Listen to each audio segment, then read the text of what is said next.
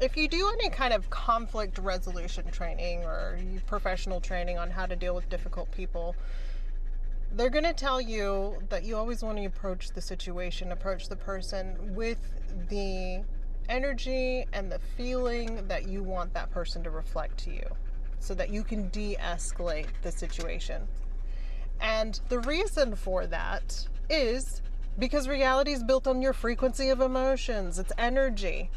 So when you hold that energy and you have that conflict and it turns out perfect and they reflect to you what you were feeling and what you wanted, it's because you shifted to a reality where that person was going to react the way that you wanted them to. And this is a perfect example of how everyone's in their own reality, because that person didn't just get pulled into your reality to react that way. They have their own reality, and you and that person in their reality may have had a knockdown, drag out fight, but it's going to be completely separate because it's on a separate frequency.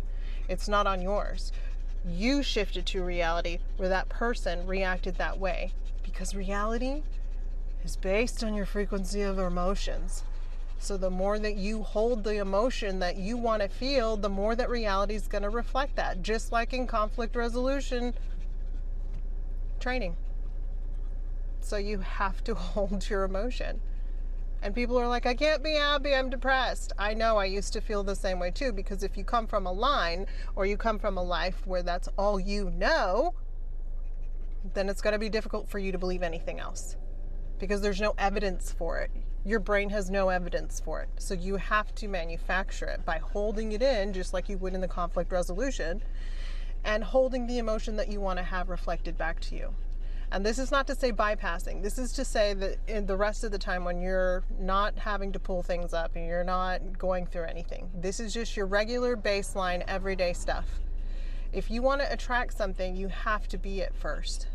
And it doesn't mean that you have to change all the time or do anything. It just means be you, be happy, and then think about what you want and become the person that you feel would have that.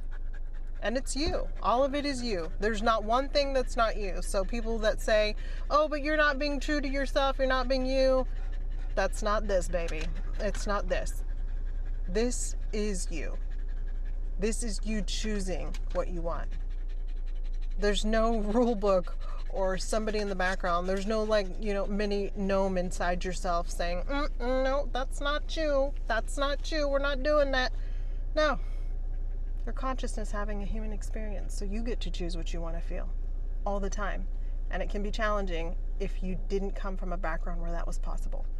So you're going to have to create it and make it part of your subconscious so that your reality reflects the way that you feel.